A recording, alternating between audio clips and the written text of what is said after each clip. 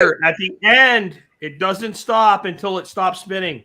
We're live. Wow. Welcome to Unleash the Goose, number 75.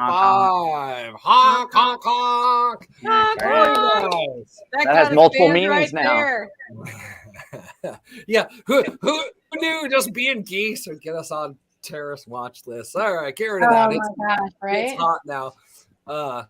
Yeah, okay. Everybody was super busy all last week running around doing their thing, actually putting on workshops and events for everybody in the community. And so I thought that would be a great topic for the week. So why don't we start maybe with, we'll go across the top row in order. We'll go Nicole, then Jack, then John. Why don't you give us after actions? Tell us like things about your workshop that are different. Like what's like a really unusual thing that you did, or what's the most interesting connection you saw form? Some different kind of stuff. After actions, Nicole, go. Okay, so I just got done with Self-Reliance Festival. That's selfreliancefestival.com.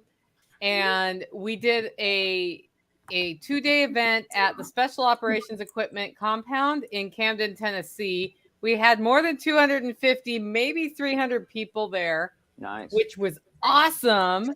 And there were vendors, and there were keynote sessions, and there were demos. We were demoing how to distill fuel. There was a soap making demo, a knitting demo. So the idea is come here and learn how to do stuff. We did a lot of emergency medical, and a couple of things that were really different about this event. One, there were 3 giraffes in the house.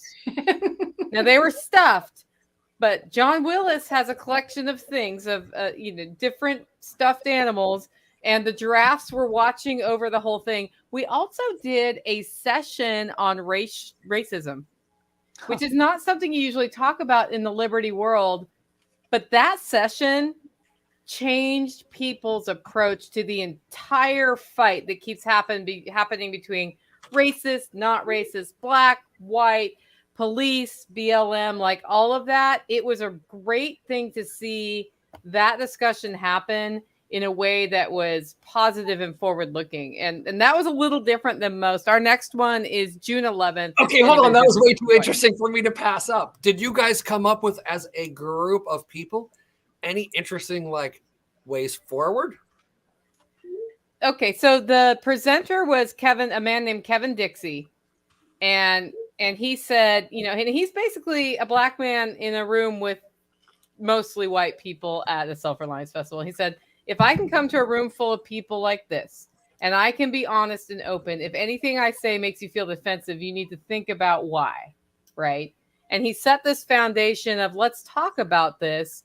And his point was they're using racism as a tool to pit black against white on purpose to control us, right?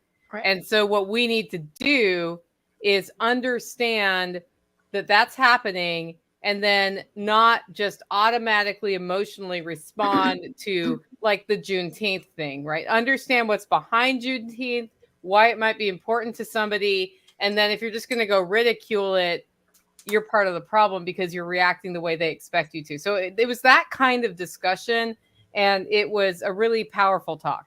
Cool. I didn't mean to derail you. Sorry. It's okay. It was, it wasn't the way we get sessions is people apply and they fill out forms, and then we don't know exactly what will be the content until about 4 weeks before the event. And so anything can happen at this one. Wow. Awesome. Where were you going? Diversity of topics. Yeah. I don't know. That was it. That was what was different. I think it's Jack's turn to talk about his because he gave a badass speech from what I understand. I caught. Yeah, it was a good speech, and it's the entire reason we it was. If I say so myself, I saw it. It was good. So I was asked to speak at Anarchapulco this year, and it's why I wasn't up hanging out with John and Nicole. It turned out it was like the same weekend, basically, or the same week, and they wanted me to come down there, and then I'm like, well, this is my speaker's fee. These are all my terms, and I didn't want to say no, so I threw out like all the stuff I wanted, and then they said yes, and then I was like, well, shit, I really can't go. And they said yes to everything. So it was like, guys, I checked with my caretaker and I can't have him here to take care of my property. I can't come down there. I'm really sorry. They said, well, you can do it remotely. And I was like, I don't want to present straight on for 40 minutes to a crowd that big sitting where I am right now in my chair. So I decided to put together a workshop, and we never really did one like this before. So we streamed in Anarchapulco, and then we watched other things, and then we did some ad hoc presentations. I did a presentation on one of my aquatic systems. We had Joel Riles present on protection dogs. We had a presentation on 3D printers and a few other things. And when we were not really enthralled with some of the presenters that were on for Anarchapulco, we watched Jeff Lawton's Urban Permaculture. And it was kind of cool because usually at an event, I'm the proverbial one-legged man in the ass-kicking contest. Like you're just running. You're trying to get all your presenters on. And like, it was like taking a vacation where you have no agenda and you just kind of drive around and see cool stuff and hung out with people. And usually we have about 90 people here with staff and all. So we had like 25. So it was very intimate. We had our new 100-inch screen projection screen up, and we were watching stuff and hanging out, playing pool, playing darts. And it was more like a hangout. I mean, I have groups of family over that are that big. But they were here for 2.5 days versus the normal 3.5. And it was really awesome. And we did, we took the food up like to, I couldn't do what we did with a typical workshop with like 90 people in it. We did like one day for breakfast, we did steak and eggs and Bloody Marys. Nice. Wow. Another day we did like, you take the traditional Scottish breakfast, if you're familiar with that, with the bangers and the mash and the black pudding and the white pudding and the proper bacon rashers. And we did like this thick, amazing pork belly that I made. Everybody got like a slab of pork belly, the chili pepper bacon. And instead of black pudding, which I have nothing against it, but, it is what it is. If you know what it is, it's a blood sausage. We did brisket burnt ends to stand in for the black. Like that was the kind of stuff we did. Nice. It was just an amazing event, and we had some really great stuff. And when we did the barter blanket, I thought with that few people, it might not be as cool. It was really freaking cool, guys. We did it in the garage because it was like 28 degrees out. And we just threw a blanket over one of the tabletops. I got another gun. I always, tend to end up with guns on the barter blanket. And Dorothy's getting a puppy. Oh. We're getting a Joel Riles Fortress K9 puppy. Not a protection dog cool. trained, but like one of his dogs was like, you're a great dog, but you're not going to make it as a protection dog. So Dorothy's looking up girl German Shepherd dog names. And it was just really cool and totally different than anything else we ever did here before. Sounds amazing. I can't wait to meet your puppy. And the fact that you were happy with it, I think that's probably what made it even more amazing for the people there. And she's thinking about naming the puppy Jetta, which is ironic because it has nothing to do with the Jetta Volkswagen that I started my show in at all. It's actually it's a Danish name that means jet black. And then we'll call her Jet for short because, well, a dog out of that breeding stock, she's going to be fast. So A permaculture name. It'll be a double entendre, maybe a triple, like you said, permaculture too. Is the dog black? Mm-hmm. He said from the line that we'll be getting the pup from, he'll probably have a few with a little bit of tan on them, but most of them are going to be solid black. Sounds pretty racist. Racist dog. Sorry. Dogs are racist if they're the wrong color. Emojis are racist if you use the wrong shade. They've got to be the exact shade. My fiance was racist against black Pomeranians for a while until we found one. She's like, I don't know if I want to get it. I just want to get a blonde one. I don't know about black ones. And I was like, you're a freaking dog racist. Hold on. Like when I got my first Brittany Spaniel, it was a liver and white one, and I really wanted a liver and white one. There's only two options. There's liver and white and orange and white. I didn't want an orange and white one. But I didn't want the orange and white because they have longer hair, and when you hunt with them, all the stuff gets tangled in their fur, and then you have to comb it out, and that sucks. Is that racist? Everything's racist. Oh, okay.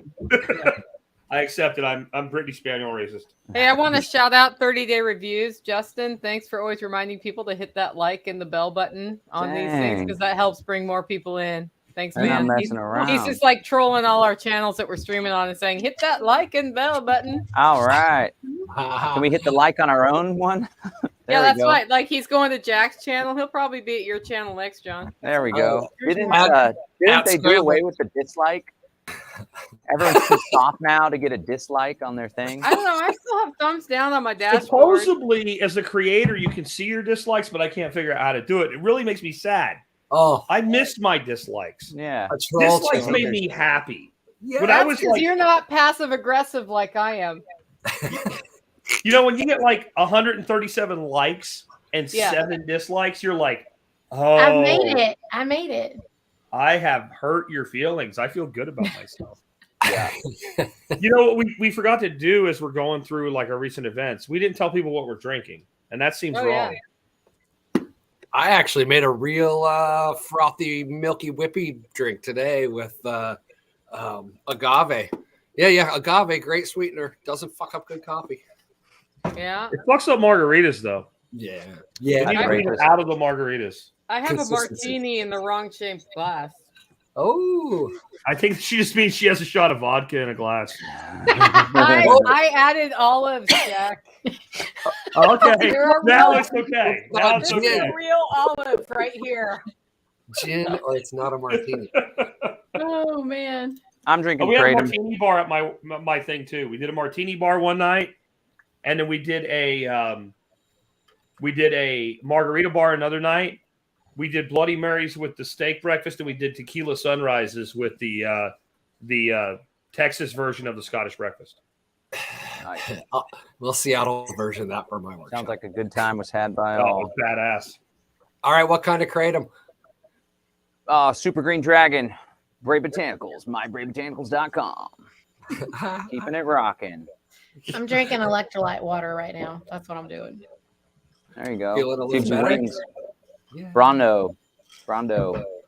All right. See, I'm being all good. I got my Sorbeal cucumber melon seltzer water. Oh, that's I'm not gonna nice. say there's not like a really large shot glass full of vodka in there. So.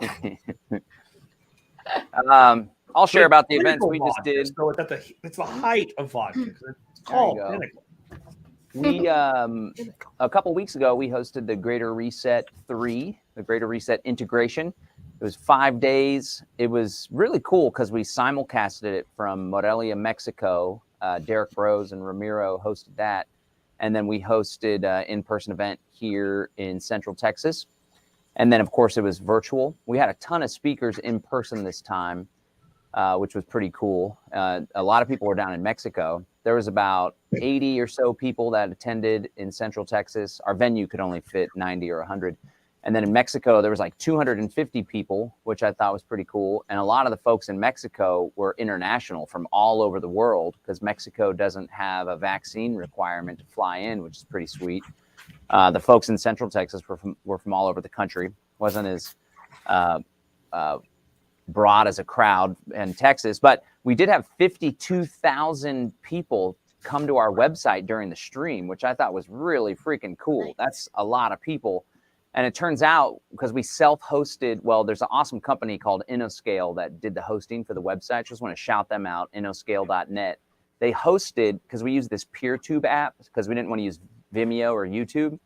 And so we had a self-hosted live stream that 52,000 people hit, and it cost $13,000 just to run the stream with that many people, which I thought was pretty wild. So the event was a great hit. There was a lot of people that were super motivated and inspired, and it's just really cool to be pushing this message, because this whole exit and build thing and this whole wavelength that we're all on with the podcast and all of our individual work, I think it's really, really resonating with people, because people are kind of feeling disillusioned and lost, and it's really becoming super, super evident and clear that there's a dastardly agenda afoot.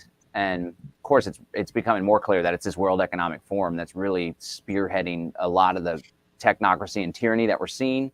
And they have a really strong foothold in Canada. I think that's one of the big roots why there was such an uprising there. But it's really cool to be promoting what I see as the most viable alternative to that. And then I wanted to ride the momentum of the event and do a workshop afterwards. So after the event, I did a free webinar that was super cool. And there was a bunch of people that attended that. And then followed it up with a paid workshop, Exit and Build Life Design. But I think I kind of overdid it because towards the end of the first day, I like blew out my voice, which I never really do. But I was feeling under the weather after the greater reset. We give a money back guarantee with all the stuff that I do. And there was actually a couple that was like, we're health practitioners and we were not happy with how you treated yourself and your body. You, as a leader, you need to be more focused on self-care. And it's like, what the hell? Give me a break. I'm alive. I'm here today. I don't know if the people are aware of what's going on in the world, but anyway, that kind of stuck out. So run what you brung. It was cool. A You lot of should people have got a pulled lot from of AOC and said, I'm going to take some time to find out what self-care even is. Yeah. Oh my God. Self-care is starting the what's going wood on in my stove world. when it's cold in your house. There you go. Self-care is telling people that annoy you to fuck off. That's the epitome of self-care. Exactly. Jack, My you know you self-care can is a be lot of work. you can be polite and just say no, thank you. No, I can't. I tried it. It didn't work. They keep talking when you do it that way. Oh, you don't just walk away. Oh, I walk away. Then they follow you Yeah. and want to tell you why you're wrong for saying you agreed and just walking away because they know you did. Oh my gosh. Okay. Oh, So what Well, are we talking about? Events and festivals. Neethi, you doing any events or festivals this year? let me just tell y'all, this is, I think, my first episode back this year. Maybe it's the second one. Is it the first or the second one? I was supposed to be with you up at SOE, but I was being radiation poisoned over here. Uh-oh. But we can't really talk about that. So, I'm just going to say, I think it's interesting though. I think you might find it fascinating, folks, that did you know that EMF pollution causes dehydration, and that dehydration can result in several things that are really, really close to some other thing that you might think that you have that is a pathogenic thing. Like you might have a loss of smell or a loss of taste, or you might even have pulmonary issues. Did you know? Did you know that happens as a side effect of dehydration and loss of electrolytes? I don't know if y'all know this or not, but are you doing events this year? I am. I'm gonna do them. I just What are you gonna do? We are talking about doing a food church event or a few, but we're going to start this fall with the food church event local because we're building all the infrastructure on the farm. And as soon as you pick a date, you're going to find out everyone else has a festival or a thing the same day. If only there was a website that has all the dates. I know. There is, isn't I want there? to go ahead and announce the dates, but I don't want to. Let me see. There it is. There she is. Free range events right there. Sorry, Haley. Free range events, man. Yeah. Cool. So yeah, if you're having an event, you can go self-register. I think she took Squatch Fest off because I made it private. But it should still be on there. I have to go re-register it. It's not. I'm just not selling. I'm not selling tickets. It is. You're either a member of my coffee club to come to Squatch Fest, or all you have to do is just ask me. Be a human, not be a fed. Or be a friendly fed. I don't know. So, Jack, Haley from your workshop, she was the lady at your workshop who did like the Unloose the Goose mugs. Yeah. Set up a website to just filter all of these events that are going on into one thing so that we can start getting a better view of all the freedom events that are going on. Nice. Yeah, you can see everybody's it's calendars. called Free Range Events, and it's definitely worth checking out. Definitely worth cross promoting. If you have an event like Self Reliance Festival, we can add a lot of people. It makes sense to put it there. Yeah, it would definitely help gold. us all coordinate at least a little bit anyway, regionally, right? And then so I finally talked my better half into allowing we built this whole thing to like all the aquaponics stuff, all the cool, the whole permaculture thing, all the hugels and all the edible tree, everything to show off and to teach people, right? To show the show. But I haven't had an event or had anybody over. It's been too long. So I created a little space to keep people out of her hair, which I think was the biggest thing. So now I got thumbs up. So April 1st, 2nd, 3rd on my Food Forest Farms website. Tickets are already up there. If you're a member of the club, you get half off. So if you grab the actual Airbnb, which is the VIP package, because you get the Airbnb suite for the whole weekend, 2 people can stay in there. So if you get the VIP ticket half off and stick 2 people in there, you're getting it for $125. 2 nights, 3 days. Come help me build a thermal mass heater. We're going to barbecue one night. Second night, we're going to do a calzone bar. And she's going to do like homemade spaghetti and meatballs from the grass-fed beef we get from the dude in Idaho that raises it with his daughters. So why do you guys Go ahead. Why do you guys think that in-person events are so important? Like, what do we get out of that? Connection, networking, viruses. We spread viruses and germs, which is actually good. That's called The immunity. Yeah. Spread freedom viruses. Yeah. Freedom The virus. energy, like off of the people, the conversations, my goodness. Yeah, the networking. A lot of people don't even attend the talks and stuff. They're just in it for the connection and the networking and the plotting and strategizing, I've noticed. It's always good to allocate time for people to just connect, like not just lunch. That's one thing I'm learning, because I need to always learn, like, a lot of people can't go 7 hours straight like I usually do or something. People need breaks here and there. And then it's really good to have time for networking and connecting. That's I kind find of that so go, Needy, go. I was just saying it's really hard, I think, at a lot of events that because people don't make enough time for that. And I think that but if you're having a good time at any of these things, there's never enough time. So, Okay. Now, do you guys know why I put workshops and festivals together in one topic? Because basically you can go to a workshop or a festival with different intentions, right? Like to go consume all the events, right? Or like go consume all the info or go consume all the music. Or, you know, when I was younger, go chase tail or like, all kinds of people, like, hey, I'm going to this music people festival. are trying to find trying to find somebody to have a relationship with that's like-minded. So it is important, I would say. They're not trying to get laid like Brian. Well, I said years ago, that was a long time ago, but Years ago, having a like genuine- 2018. like, you know what? If you go to a festival, That wasn't that and you long say- ago. It was you pre-COVID, man. yeah, but if Free you go in love. with an intent, like I'm going to meet the band, odds are you're going to end up You're gonna partying with meet the the band band. by the end I'm of the going to night. meet the groupies. whatever your intention is, it will happen. So have one as opposed to not. That's all I'm saying. See what we got up on the screen right now? This is what I think the most important thing is. The joy of hanging out with like-minded humans. I said during my talk that when we do these events, we have like get off my freaking property time at the end of it, like to put our lives back together. And I'm always a little bit pensive about pushing people out of the gate because I know what's going on. People get together and they're like, holy shit, I'm not crazy. I'm not nuts. There are other people that think like I do, and they don't want to go home. It's like it's Sunday morning, it's 10:30, it's time to go home. And they're like a little group crowded around the gate, you know, and it's like you gotta Closing leave. the gate. Y'all can go to the coffee shop straight down the road or whatever, you know, go to the pizza place. You know, they open The funniest thing about Squatch Fest, right? It's my property out of the peninsula. So I like literally pack my shit up, get in the car, and drive away. And they're still all talking, and they're like, it's Sunday. I went home.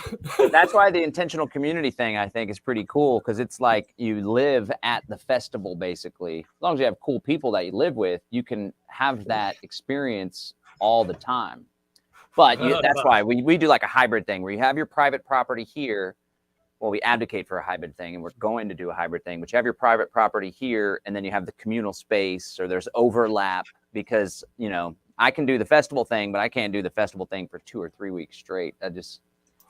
People start to kind of get a little annoying.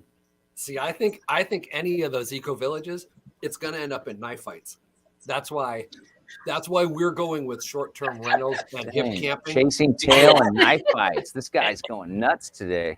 If you listen to Paul Wheaton, I've listened to every episode he's ever done, and he has that's just been his study on the side of permaculture is intentional community. Moved to different ones, experienced different governments and management styles.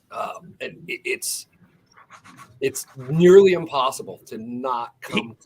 He did do a presentation in 2014 that was called "How to Have an Intentional Community Without Knife Fights." Yep. That was literally like he was a keynote speaker at Permaculture Voices, and that was the title of his speech. He did a pretty good job with it too. Is he in the U.S.? Yeah, he's in Montana. He's in Montana. That's what I wanted to talk about too. Montana? If you've got enough time. But he's so big, you have to buy. And this is not a fat joke. This is like the guy's literally fucking Paul Bunyan. You have to if you're gonna pay for him to come down, you got to buy him 2 plane tickets. Wow, he's a big man then. Wow. He's a big man. He makes me look like a little man. So his like Frodo.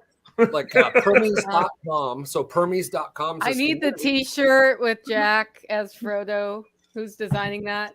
There is a picture somewhere of Paul next to me, and I'm literally like up to like his like rib cage.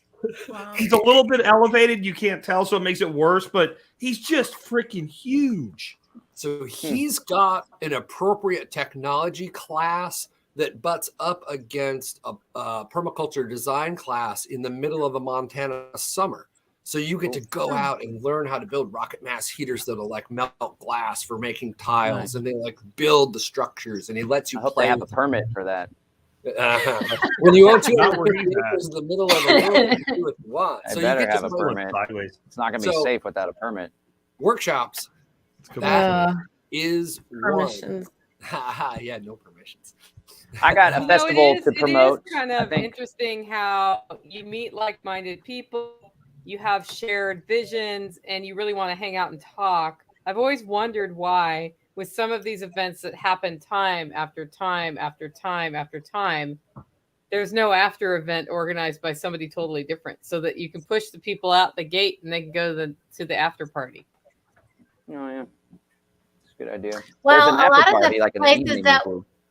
a lot of the places that we're having our events are so remote that there's nowhere even a little bit close that you can go for an after PorkFest has party. events. PorkFest has a pre-event. So Ian Freeman of Free Talk Live, he actually got banned from PorkFest. The Free State Project organizers, because it's like a nonprofit 501c3, and they're like trying to move people there, and then they organize Liberty Forum. Jack's spoken at that before, and then PorkFest. And I think some years the board of directors was a little bit more I don't know, like a nanny state kind of deal. And Ian Freeman made these comments about age of consent. And he was kind of blurring the line of how that should work and this, that, and the other. And because of that, also it's because he's controversial and keeps getting investigated by the FBI and stuff. They banned him from PorkFest, which was an event that he was like a staple at completely. So they started ForkFest. That was like the week before. So you have ForkFest at the venue the week before, and then you have PorkFest, and then you have like, I don't know what it is, this pirate thing or whatever. So it went from like a week-long thing into 3 or 4 weeks of just a bunch of loony libertarians hanging out at the campsite, which is pretty cool. That's a great event, by the way. I'm going to be That's a strategy, though. That's a strategy, like packing onto another event and like doing something with it. They did the Bitcoin festival or whatever it was called. Bitcoin. Oh yeah, the shitcoin one. Yeah, so like in Miami, and like they pushed. Nobody was allowed there to talk about any coin but Bitcoin. Yeah. Even if you were a brokerage, they did like trading. You had to only talk about Bitcoin or only have Bitcoin at your table or booth. So somebody got the idea we're going to do shitcoin 2021. And they did it like at a venue right down the street, and they got huge numbers of people. It was more of a trade show, but they still like they kind of like piggybacked on it. I love it.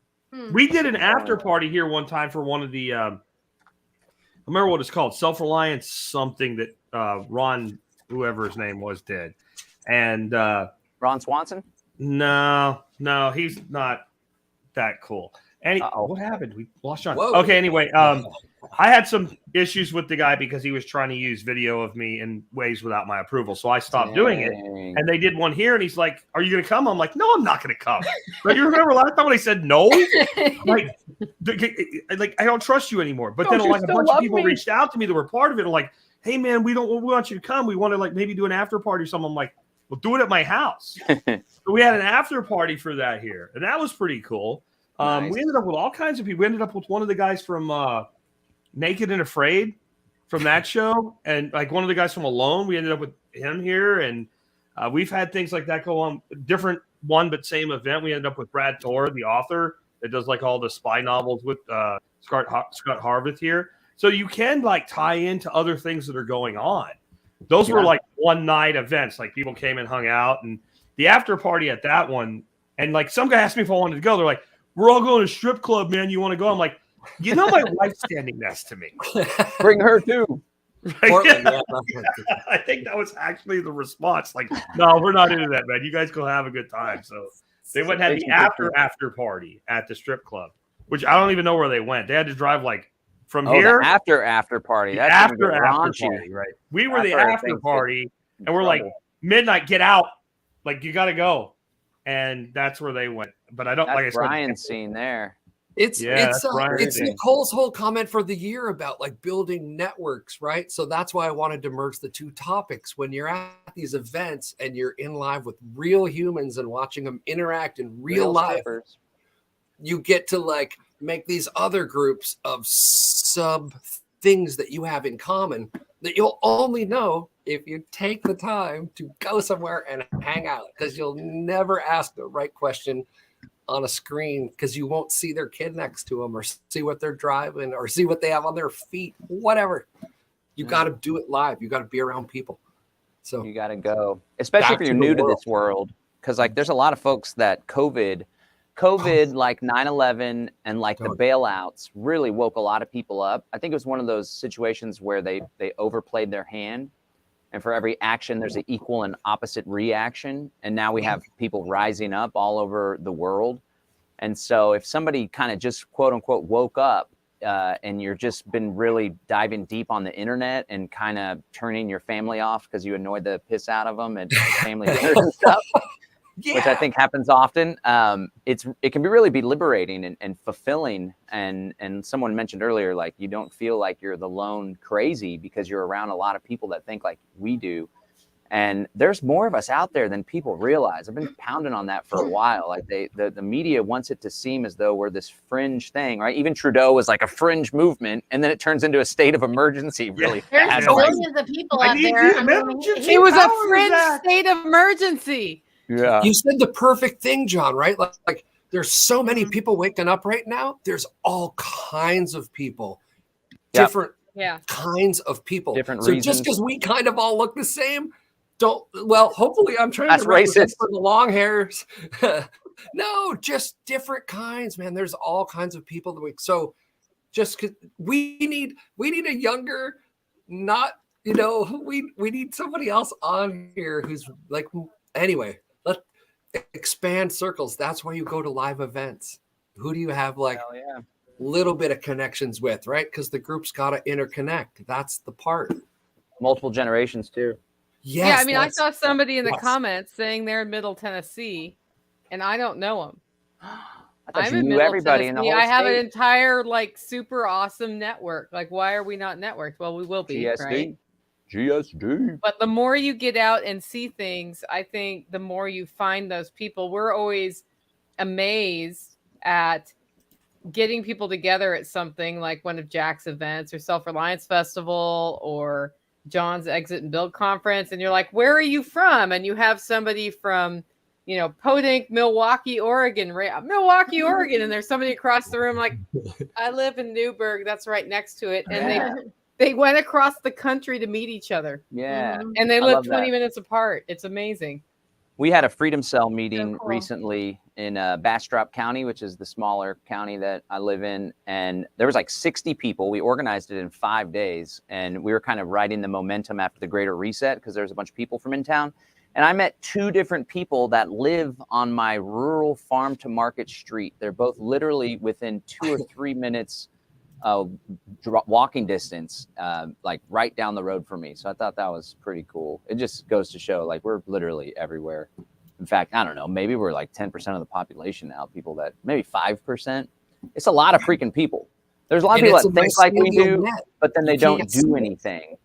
They just think that way. And maybe they think like they'll vote for somebody that's kind of edgy and that's what they do. But I think the more and more we get out there, the more we give people opportunities to do something, then the more they can be brought out from behind the computer in the voting box, and we can radicalize them into agorists. Well, let's talk about that, because we've talked about getting together and stuff and becoming networks in stuff and making relationships in stuff. And stuff. Okay, how do we go from that to let's get some shit done for freedom? How does it help freedom? Like real, like brass tacks, what's happening at these as a result of the stuff? Because I think a lot of people listen to these and they're like, okay, I go to an event and I meet people and then nothing happens. Yeah.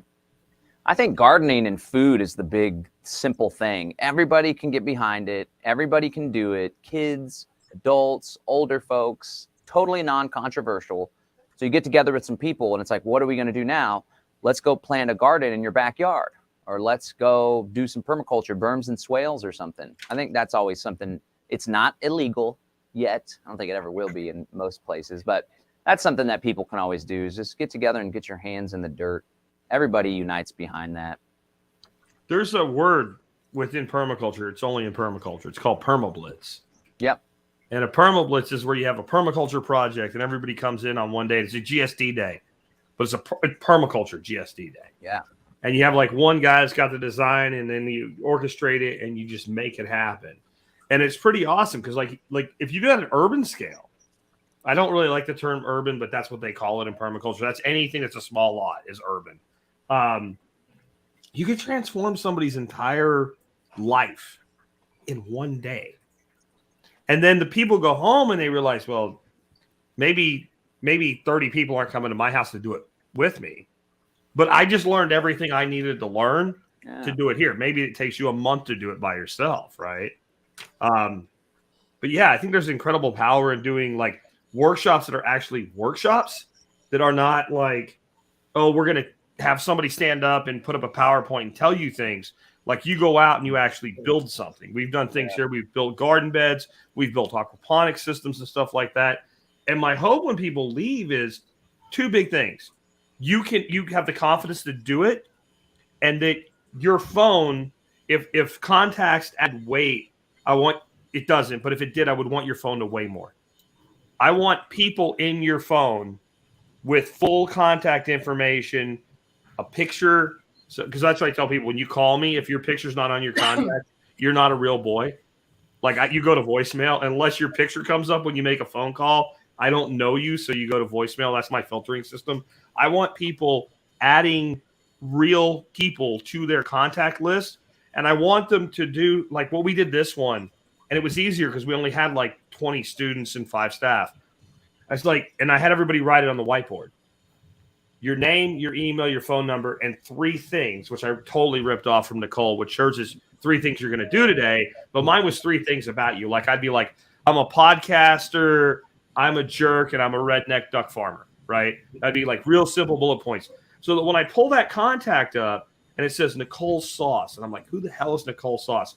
Sings cool ass freaking 90s hit music, runs podcast, makes coffee, and there's a picture. I'm like, oh, her. And then it's like, okay, I actually now have a need for some information about coffee or WordPress marketing or something else Nicole's good at. And I know I can reach out. She's now in my network for real. Mm-hmm. And that branches, and it's a dendritic pattern. That's what good networks are. They're dendritic patterns. So a dendritic pattern is a tree comes up and it branches twice, and then it branches 4 times, and then it branches 8 times, and it keeps going, right? And a good network is, I don't just have Nicole. I've got Nicole's network, and I've got a dendritic pattern. I've got John's network and a dendritic pattern. Yeah. And I use that. I'll be honest, as a salesperson in corporate sales back in the 90s and early 2000s, I used that shit for evil. Like it was who do I know that knows somebody where I can get in and sell $1 million worth of equipment? Why And is that now evil? we're like, That's not evil. That's just it is sales. evil. The way I was, no, it was like, I want to write a spec that says you have to use my shit where you think I'm helping you, right? Like that's how we were trained. But now it's like, okay, this person just asked me a question. I don't know, but I know somebody that might know. And now I'm trying to take Nicole and imagine Nicole doesn't know Neethi. And I use my network to find Neethi through John to tie in Nicole. And Nicole is a master at that too. And it makes me feel good when I tie two people together and go, okay, fuck, I did my shit. I'm done. I'm out of the way. Yeah.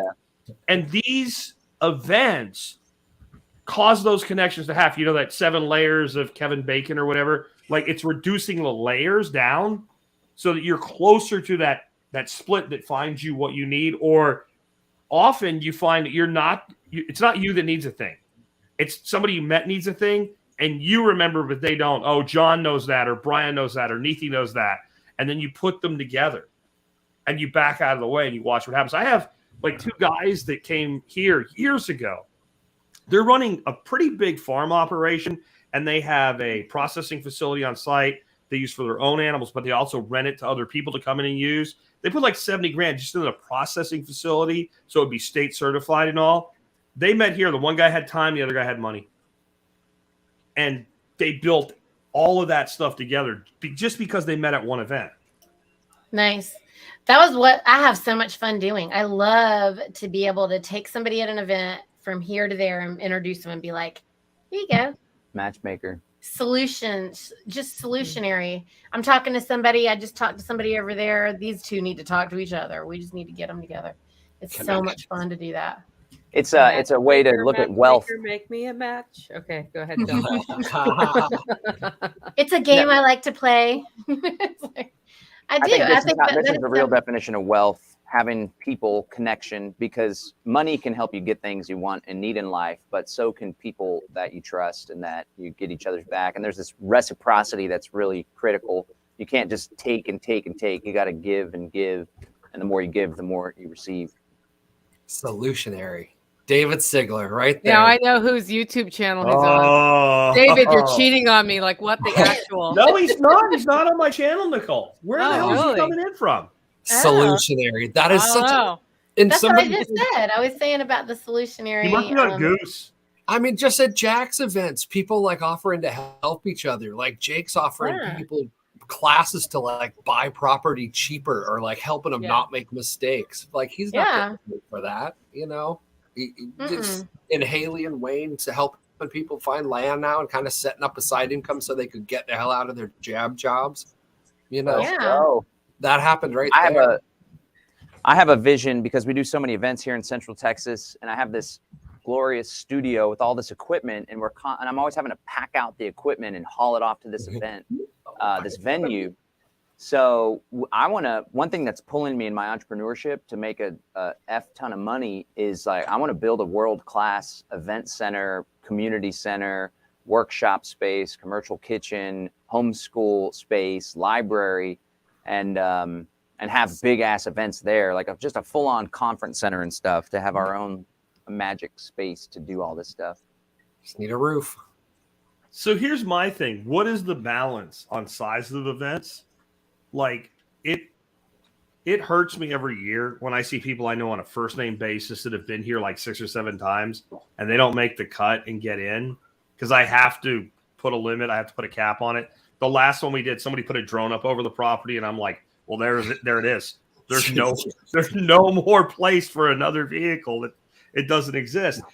But when they get that big, you lose some of that connection. Right. And I think we found like the edge of where the connection is still there. And then we just did this one with 20 and it was a totally different thing because most of them coming this time of year in a smaller event, they were new. Like I would say we were like 90% new people. We didn't have that existing relationship that we tend to have with our events. And it took them it would have been better if it was a 3-day event because it was like the last day we did karaoke and barter blanket and all, and everybody kind of merged. It would have been great to have one more day together. But it gets me thinking, like,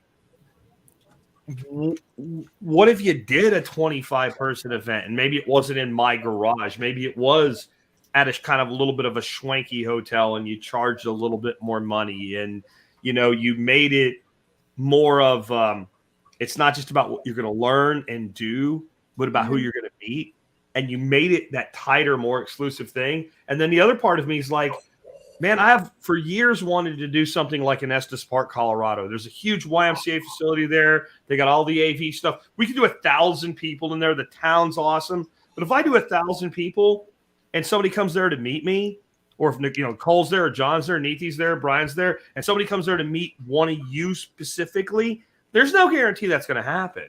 No. And if it does, even when it does, it's kind of like, hey, good to meet you. And they're like, I wanted to talk to you and tell you this. And they tell you the thing. And it's not that you don't care. It's that like 20 other people just told you the thing. And then like it all merges together. And 5 years later, you meet them like, I met you that one time. And you're like, I feel like a dick, But like, I feel like anybody I just had at this event, if they walked up to me on the street and said hi, I would know their name. Yeah. And I never feel like that after an event with 100 people in it. I just, my mind is good, but it's not that good. So where's that sweet spot on really making an event something that's like this tight, intimate thing versus being too limiting? I like between one to 300. Like it's one to 300 over after 300 makes my brain hurt. Well, I mean, you're not going to get to talk to everybody with the even 300, but 1 to 300 is nice enough where everybody can, if they should go home with some new connections. I mean, when I'm saying that I like to play this game of matching the people up together,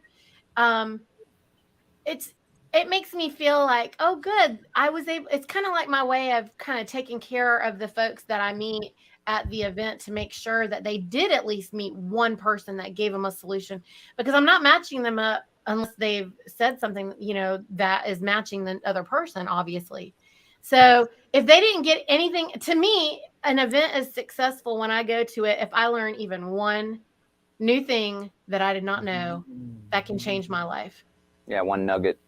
Just one powerful nugget is enough. So if that one connection was able to help them reinforce that, then to me, at least, I mean, I'm just trying to make sure they get the one thing out of the event.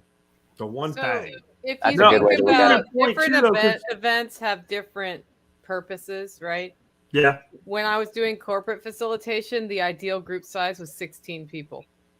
Not 20, not 8. It was 16. And somewhere between 10 and 16, it worked best because that gave people enough space to process, but then also enough closeness that everybody got to put their input. And that developed very, very close relationships, right? Yes. But if you look at an event like Jack's, where you're going to have 80 people really with staff and everything there, that's still few enough people that you've probably talked to everybody at the event. You may not remember everybody's name, but you remember a good portion of their names. Yeah, and I get at least a solid 10 minutes with everybody. Yeah. Like, You get into 100, 200, 300, it's not bad. It's just a different approach where you have to start saying, okay, this segment of 80 people is really interested in distilling and they're over there distilling. And this other 80 people is by the campfire. And this other 80 people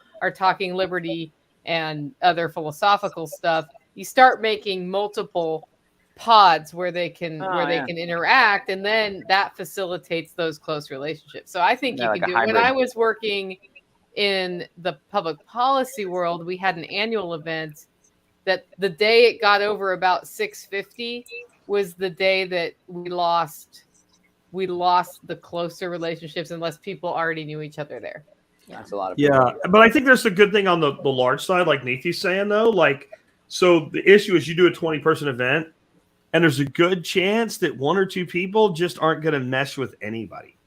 Yeah. Right? So then they're kind of like, I'm just kind of sitting over here, scratching my ear, drinking some rum, and awkward, right? But if you put 200 people in place, as long as that person's willing to at least walk around and listen and think, oh, I can join in on that, they're probably going to find some group, I hate to use this word, but click, because that's a very bad word when we think about it, like in high school and all. But like, I think people naturally kind of form groups, like Nicole was saying, and it doesn't have to be a bad thing. Like, if you got enough shit going on, like maybe this person is very introverted and they're not really comfortable talking about themselves or anything, but they walk up and like you said, distilling. Maybe they've always wanted to know how to distill, right?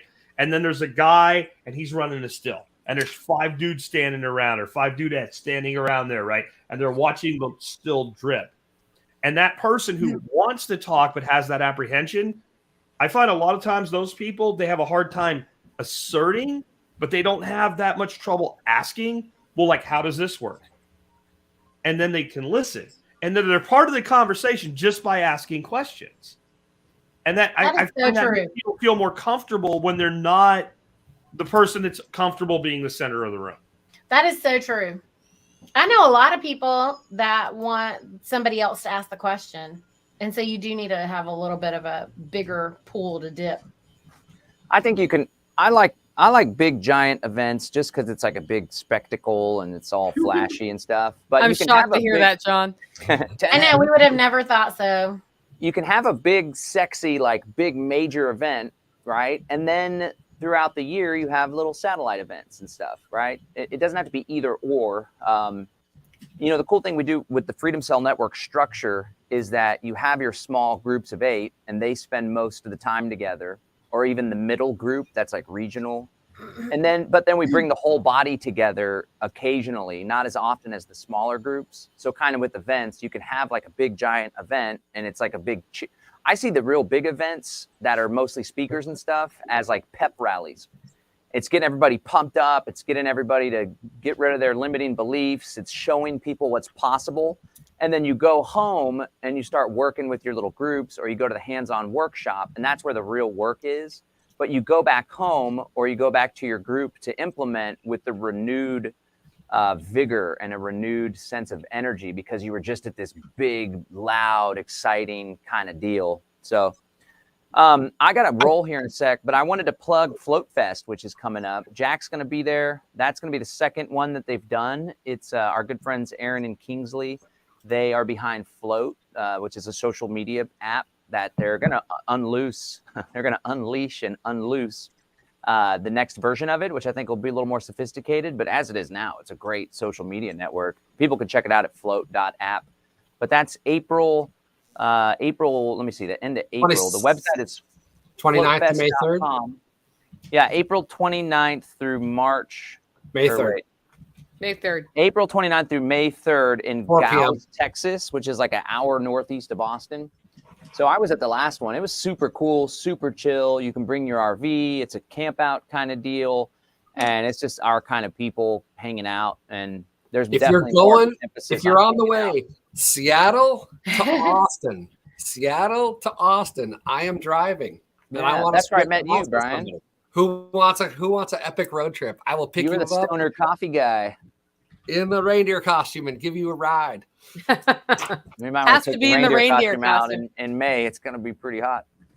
And then we did the X and Build Land Summit in November. It was a huge hit. We had like 100 people. We're going to do it again May 13th through the 15th. And this time we booked the Bastrop Convention Center. So we're going to have 500 people. So it's going to be one of those big ass events.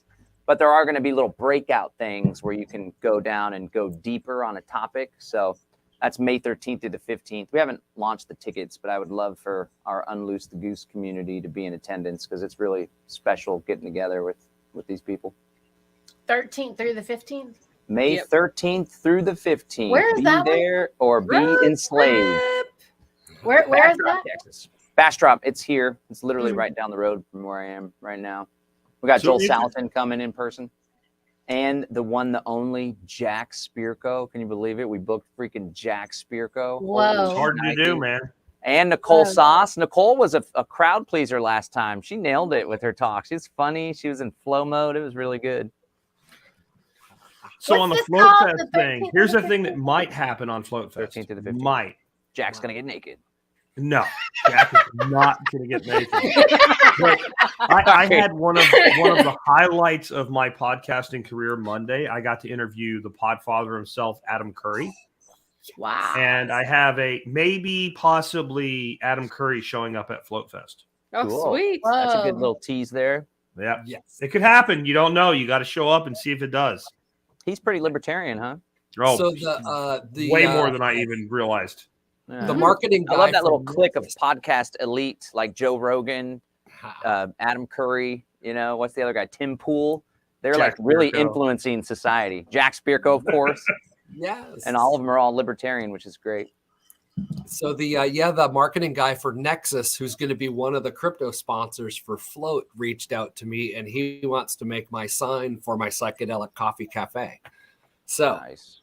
boom! I'm going to have signage this year, I guess, that I didn't make or buy. What are you gonna put LSD in the coffee or something?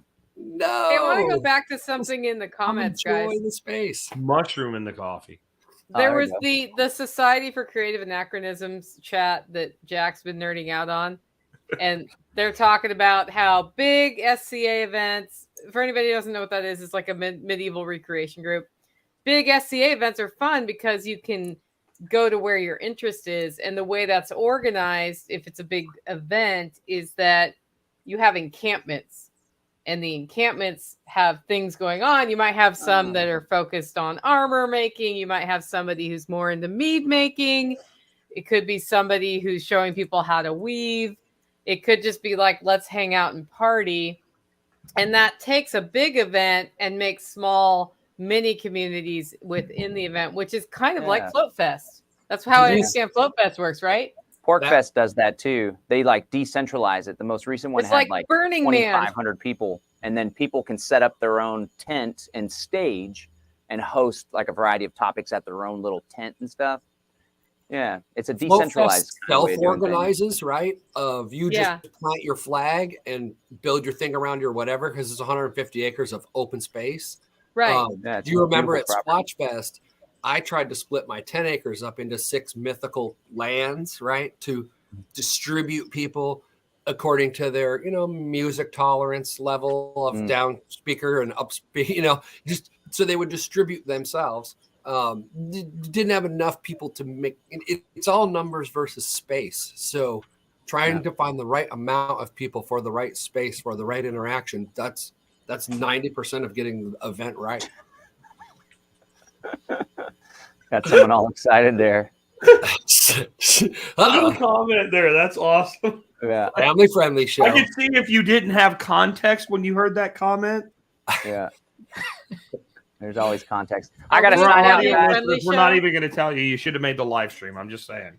I'm not gonna end the broadcast though, but I'm heading out. Thanks, guys. Thanks You're everybody out. for Bye, tuning John. in. Bye, John. Thanks Have for a good being here week. tonight, man. Honk honk. Bye. So how Get do we out. get more strategic about cross-event pollination? Because I think the real power, and I talk about this in underground networking, there's the traveler, who's like the old-fashioned bard. The traveler goes from place to place to place, and they connect everybody. They connect information. How do we advise people to get that done with all the various events going on that are liberty focused, that facilitate decentralized organization, aka anarchy? Well, one way a traveler might fund their travels between the different festivals, Yeah. interact with us manufacturers that have excess capacity, and they can become a white label manufacturer. So they can literally live on the road, don't have to have a plant or facility or equipment, and their resupply can continually be shipped to their next place, right? So manufacturers can stay put and have redistributors redistributing their stuff as they go around and make connections, right? Hubs and spokes. Yeah, that's a great idea because let me just tell you, and you know from personal experience, sending a box to somebody that he's not aware he's getting, not a good idea at his event. Because he's like walking over here, Jack, walking over, Jack, like, and then the box shows up at the end of the last day. I don't know what to do with it. Like, but having someone that can coordinate that, like, yeah, that's even if it's not white label. Let's say that someone lived in Washington and they were going to come here to a workshop, Brian, and you have a pretty good audience, or Nicole, if you weren't coming, but you have to come. You're not allowed to not come. You're at this last one. I forgave you because you had your own thing going on, but not having you sucked. But let's say you couldn't come for whatever reason. I don't know. You were singing 99 Luft Balloons in Carnegie Hall, so you couldn't come. And so both of you sell coffee, and you can sell a lot of coffee into my audience. I imagine like the post office or whoever you use doesn't ship your coffee for free. So when you're coming, you take pre-orders and you bring it with you. But what if you weren't coming? It's probably the case that if you reached out into the internal network, the TSPC network, and said, I'm selling coffee. If anybody's swinging, close to me that will take it down, I'll pay you half of what I would pay to ship it all. That person could conceivably pay for most of the cost of being there just by bringing your stuff. You ship at half price technically. You deliver, you get more sales. Everybody wins. Yeah, monetize. monetize. I wonder how many permeations of that exist. It's just once. I think you have to have a different mindset of like, I'm not going to be a particular place based thing, right? Yeah. And then how do you get stuff done? How do you have other people do your stuff? And the thing that you're doing is going around meeting people and being able to vend stuff and make connections. Because once they sell the thing once too, right? If they were selling my coffee for me at different events that I wasn't at, then I might have a resale on their coupon code that they could get paid on forever. So they could like literally become a rep and be able to stay on the road doing what they like to do, whatever, hiking every day or going kayaking. And do we need to get together? I just don't mean the Goose Group, like our extended networks of influencers, right? And do we need to do something really, really big? Really big. Like I look at what they're doing with Anarchapulco, and I think it's cool. But they offered to pay for everything and have me go, and it was still a pain in the ass to where I couldn't go, and I wanted to go. Like, what if we put on something that level here in the United States? Like, I think it'd be badass. That could be badass. Yeah, people don't like to do event management. Is it? I got a space, 10 acres. How many people? No, we're gonna need more than 10 acres if we're doing what I'm talking about. No, you're gonna need we're either talking about like we're talking about like I said, like Estes and like that YMCA facility is like 130 acres.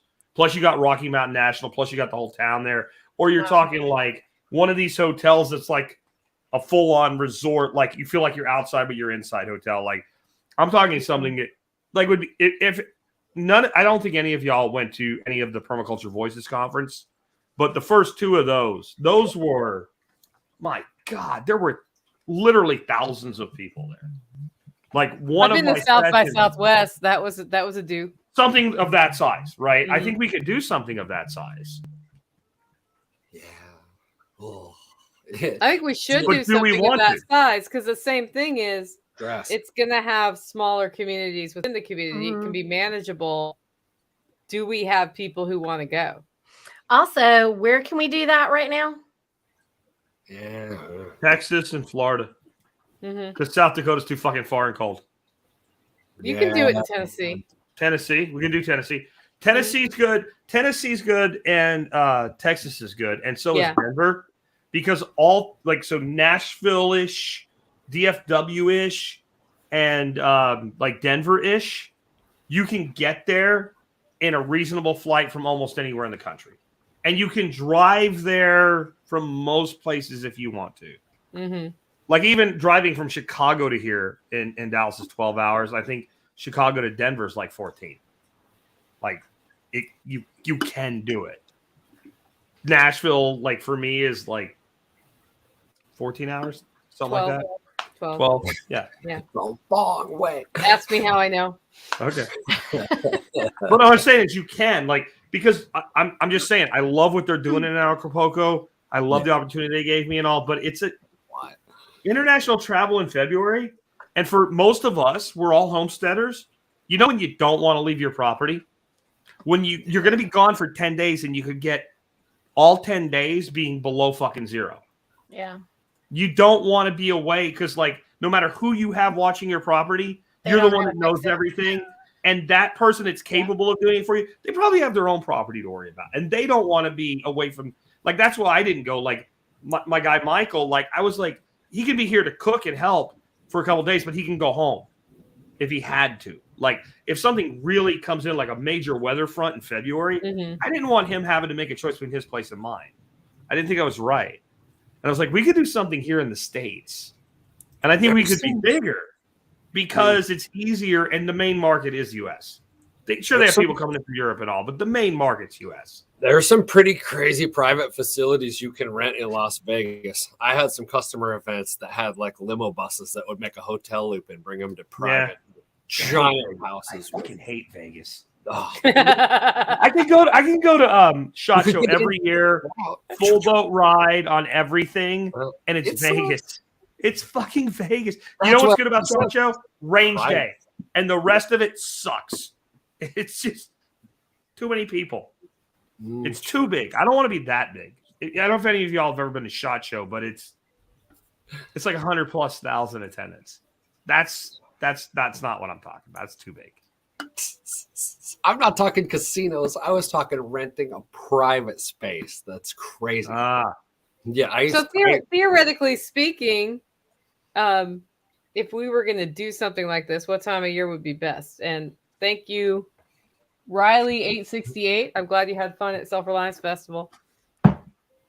If we did something that big, we could be more family friendly than I am. And it's not that I'm not for families. It's like I have a spatial limit. So then you start bringing, like Patrick comes and brings like 19 children. Like I can't do that. So to me, summer, because people have kids out of school, even if you're homeschoolers, you've throttled back what you're doing. Yeah. June. Yeah, June, July, August. I feel like July and August get to be so hot sometimes for these things. Yeah. Like, that's why Colorado's attractive. Yeah, in Estes July. would be like August, and Estes is like you just get out of the south at that Tennessee. point. Yeah. At night, you're putting a jacket on. Even I mean, like, you know. Yeah.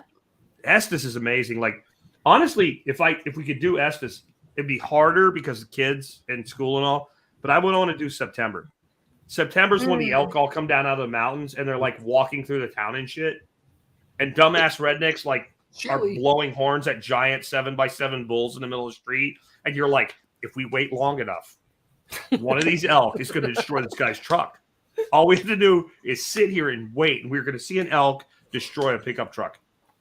And so that would be cool. America's funniest. There's a whole business model about this in the Liberty movement. If we didn't have small kids, I'd try to go to some workshops. There needs to be like the Liberty workshop, like anarchy workshop, daycare center that goes right by, so the parents can go. Okay. So somebody needs to do that at Squatch Fest. That's what the Ayn Rand, Patricia Ayn Rand daycare center. So Patricia was the attorney that does the contract stuff, right? So she ran Kittyland for us. And then Wade's wife was like an army nurse. So her and the army nurse ran Kittyland. So I was like, what, you can't have a great band rocking in the field, right? And have any kind of families if parents don't want to leave their kids. Like, I'm gonna go have fun for 10 minutes. I can't. So yes. Kittyland was like, you got to have trusted people, right? And all that. But definitely needed at festivals because we can't be family friendly. You have to be open-minded as a parent involved in a community. Like you can't be that helicopter mom. Right.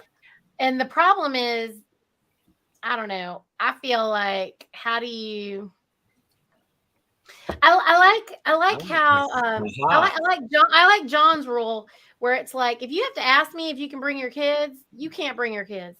That is the greatest rule. The way I heard him state that the other day, I just was like, we had so many kids. Like we had probably 15 kids at Self-Reliance Festival, all of them just fine. Yeah. Because every time somebody asks, can I bring kids? He's like, if you have to ask me, then no, you cannot bring your kids. I mean, I took my kids everywhere when they were small, and I did workshops and I did all of that stuff, and I immersed them in all of that. And also I had them ready. To understand. And I maybe didn't stay all the day, or I took breaks, or I made sure that, I took them to the van so that we could have a little snack break and focus. And you have to give them some attention. So you got to take it in bites or whatever. You got to plan it, and you got to be a little bit more on guard. And, maybe we just don't want to do that. But I raised my kids specifically so I could take them to these places or wherever I want to go. My kids came with me everywhere, and I wasn't expecting somebody else to take care of them because we're radically self-reliant, aren't we? And if that's the case, then you're going to make sure you make it work. But if you feel like you can't go there because you have small kids, then maybe you need to raise them, and maybe you need to change what you're doing at home so that you can get them ready so they will be.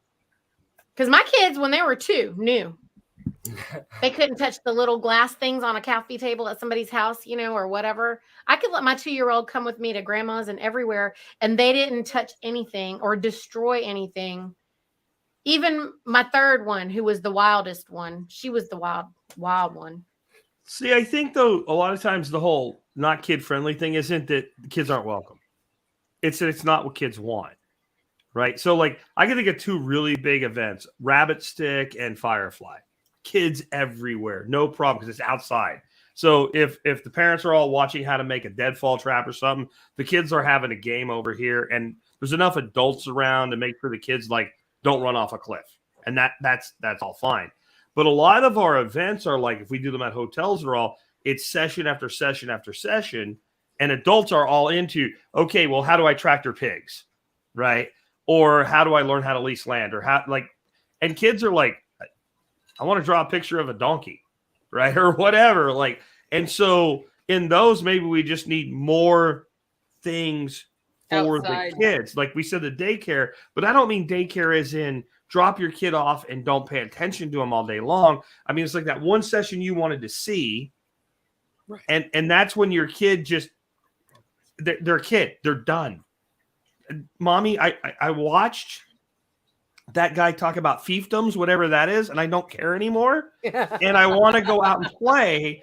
And like, there's this thing you really want to see. And I think a lot of times when people say it's not kid friendly, they don't mean the kid isn't welcome. They mean that, like, I know that I'm not going to be happy because I'm going to have to do too much to make sure my kids are happy. Because I don't think it's reasonable to expect a child to sit with their friggin' hands under their legs for 4 days while Joel Salatin and Alan Savory talk. I understand. Maybe Joel, but not Alan. Maybe Joel. Maybe Joel, but not Alan. But yeah, okay. So this is not a dig against any of you guys out there, saying you don't know how to raise your kids or whatever. All I'm saying is that as a parent, I knew when I was taking my kids what the limits are for them when they were, 6 and under. I knew that. I knew what it was. And I knew, how much attention I had to be able to make sure to give to them. So any of the things that I went to, I had to plan it out. And there was a way to do it. Okay. And yeah, there were some of them I wasn't going to go to. Or like what Jack is saying, if it's at a hotel or somewhere where that it's going to be tough, guess what? I used to take a friend. I used to take one of my friends. I have also paid a teenager to come with me on this trip, and they would take my kids to the pool at the hotel for the times that I wanted to really focus on something specific. And then I would take them with me to some parts and pieces of it. And I would even maybe have that teenager, not maybe, definitely walking around with me wherever we were. So at any given moment, that person, that teenager friend of ours, or whoever it was that I brought with us, my own childcare that I brought with me, could take them back to the room or take them to the pool or take them for a walk or do something if that's something that was required.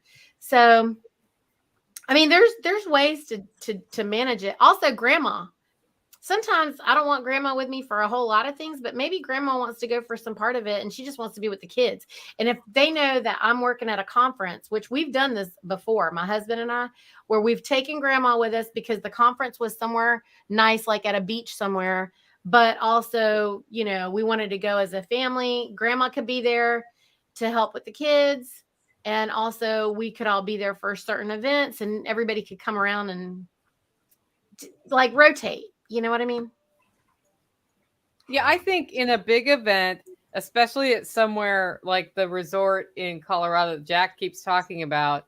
If somebody's really into organizing activities that kids would be interested in, that can make a big difference, because it is great to have kids around some of these freedom focused things, because they're getting exposure to that, and that's really awesome. It's just when, I had somebody at my workshop, which is coming up soon, send me an email, and they said, this is going to sound weird, but can two people share a ticket?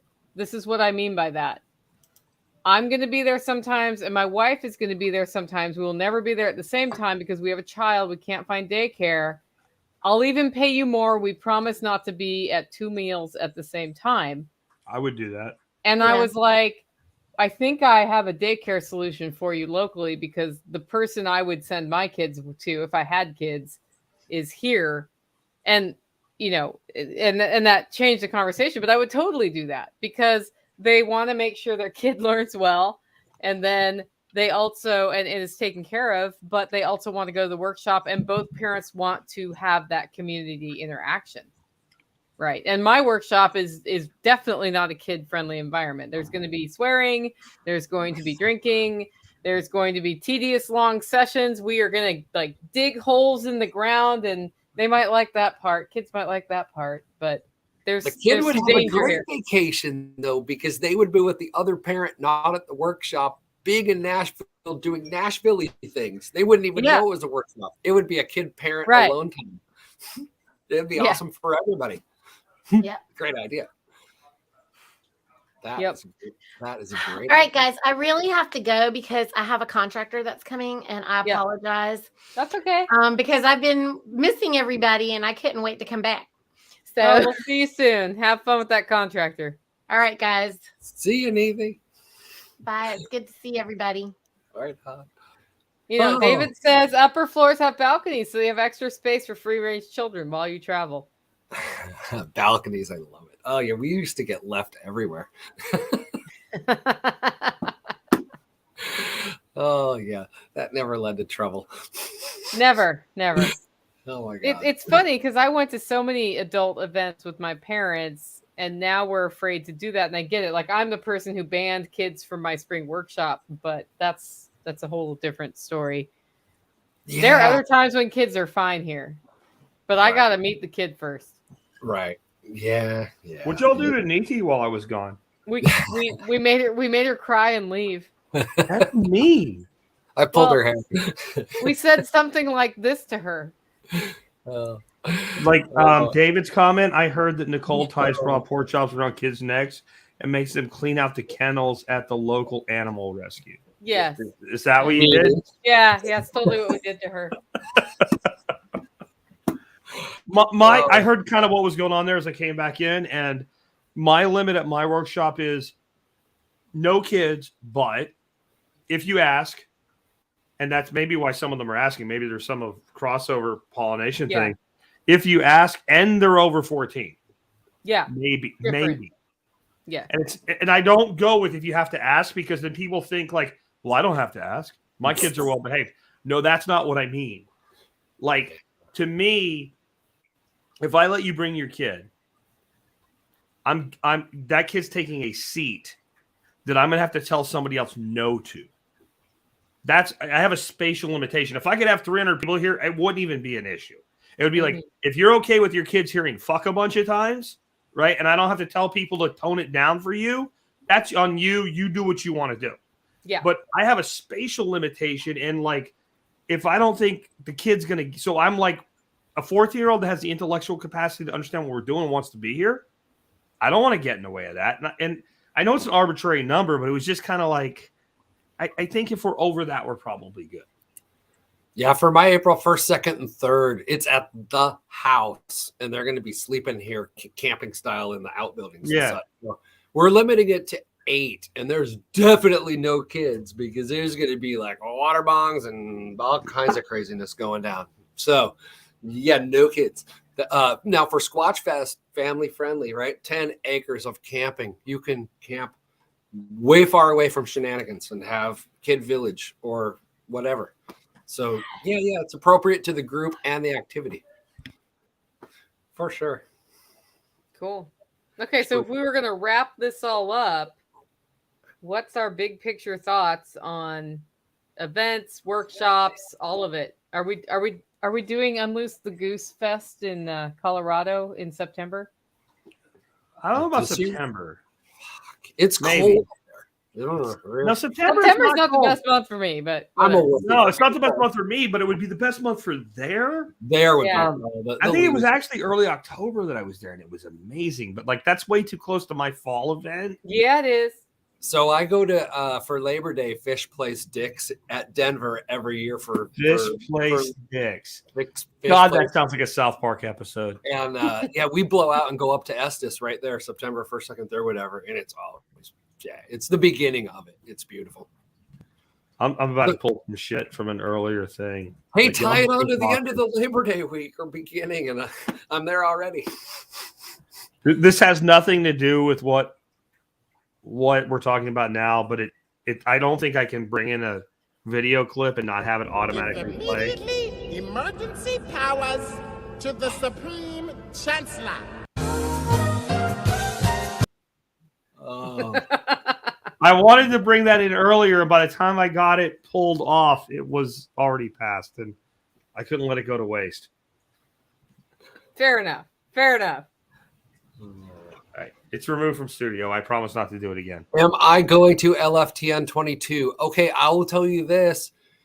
I have made my coffee club schedule so that it could possibly happen because I could loop back through float. But that's a lot of extra miles for gas. So if somebody wants to take the epicest road trip of all time and is down for fueling the old all-wheel drive 6-cylinder to Tennessee, I'm in. PM me. What about TSPC 22? In the fall? Yeah. Fine. I'm not driving down there for that. The tickets Well, to hi then. I'll come down. they're so damn cheap. I'm flying to Dallas. Dallas is ridiculous round trip. Did you Well- fly in last time? Well, yes, on American now. Okay. I'm banned for life from Alaska. Well, the customer service agent said I'm banned until the craziness ends. So I got her to say it on the taped recording. I'm like, good. So when Until the craziness ends. Yeah, that's my lifetime ban. This is actually not lifetime, but they won't stop marketing to me. They will not stop sending me credit card offers. You got banned from Alaska or Air Alaska? I need to be clear on this. Did you get banned from the entire state of Alaska? No, just Alaska Airlines. Just 'cause okay. All right. I fell asleep with the Until the mask. craziness ends, Jack. Yeah, just All right, so crazy. But it's 4 flights forever. / really until the craziness ends. I was like, so can I have that in a letter? Because I had a boss that got banned from Puerto Rico. Oh, Like all of Puerto can't go anymore. yeah, if they don't know you're there. Oh shit! We So shut go down to the power festivals. to half of Puerto Wait, Rico. how do you get banned from Puerto Rico? We were doing some work on some power systems, and he screwed up, Mhm. and he basically shut down power to all of San Juan and like half of the surrounding areas, and like literally like a burn notice went out like this guy's not allowed in Puerto Rico at all. Period. Lifetime ban, or until Like the I don't know if it craziness was lifetime, but it was long enough that he never went again. When we had to go down there and do work, he never went again. Oh, jeez. That's hilarious. So go to So, like, he festivals. said I got banned from Alaska. I was like, well, it's possible, I guess. I mean, I got banned from. They threw me out of France. But by the little bit of French that I knew, I talked my way out of jail because the little guard was so cute. banned from France. Yeah, that's France all. don't he said. ban anything. He said you have to get out within 24 hours. I was like, oh, good. We're going back to perfect. We agree. I'm out. And I kept my handcuff key as a souvenir. Oh, yeah, that was a trip. See, this is why you go to events. You want to hear more about that story from Brian? Because that was just the highlights. You got to go to an event and see him in person, right? That's how it ended. Oh my god. Tell me the French key banning event, Brian. That's what you got to do. You got to go find him, corner him, get that done. You want to go to an event with Brian because he might roll a joint that's as big around as this can. It could happen. I'm not saying it happened here, but it could happen. It would never happen there. Only in Washington State where it's legal, right? Yeah. Oh, CBD joints. You can roll that shit anywhere now. Oh. You can have an ounce in Texas and not get anything more than a ticket, which they won't even write you because government is stupid and they decriminalize CBD and they didn't put any money in the budget for testing. So in small amounts, it's just not worth testing it. So you just look at CBD, but that doesn't mean you need to put the entire ounce in one joint, Brian. I'm just saying it's not necessary. You could. Okay. Along that line, this T-shirt, actually, some people from the TSP out there helped me make this. It says drug war veteran. Drug war veteran. Oh, okay. All right. I made those. They will be delivered tomorrow. He's like, I did that. So, and the front of it says Entheogenic Medics Division 420. They're for sale on my website right now. That's kind of cool. Yeah, because you know what? Let's start a conversation. It's earth medicine. Never killed anyone ever in the history of the world. No documented deaths ever. Has an LD number, lethal dose of 0. So, anyway, conversation starter and $5 for everyone I'm donating to post-traumatic stress disorder research. So, come to Float, buy a shirt, make me print more, lots more. And if anybody wants to sell them on their website, I will for sure hook you up with the printer. I will give you the art. You can have the files, whatever. I'm just trying to start a conversation. Sorry. Hijacked it. So wait a minute. Weren't we talking about if we're going to do like Giant Goose Fest 2020? We're talking about Goose Fest, yeah. Yeah, Goose Fest. The coordinated camp thing, right? 2022 or is it 2023 at this point? It might be 2023 at this point. I can't do the barbecue because it's the logistics of the 2025 is too far out. I agree. I'm kidding. No. I'm down. I'm going to Float and plan on we'd camp all geeses that are there. We'll camp together, right? I'm a bitter goose about not being able to be there, just so you know. This is one bitter goose. You could get there. There's airplanes. One bitter goose. I'm one bitter goose. As soon as I wanted to go so bad. You just fly to Austin. She's a goose stuffed with mugwort. I am. I'm a mugwort goose. I'm going to hightail. He doesn't understand what happens after my workshop for 3 days. I know. You hibernate, right? No, I'm still putting all that shit away and getting it cleaned up. There. Wow. Yeah. You could just abandon it, come back to it. It'll still be there. Nicole, we learned that there are people that will come put all your shit away for you for money. Yeah. I might try that. And you know how you get the right person to put your shit away? You put all your shit away 1 year yourself. So it's all where you want it. Yeah. And the next year, you don't hire them to put your shit away. You hire them to set your shit up and put it away. Then they know where it goes back to. Aha. Yeah.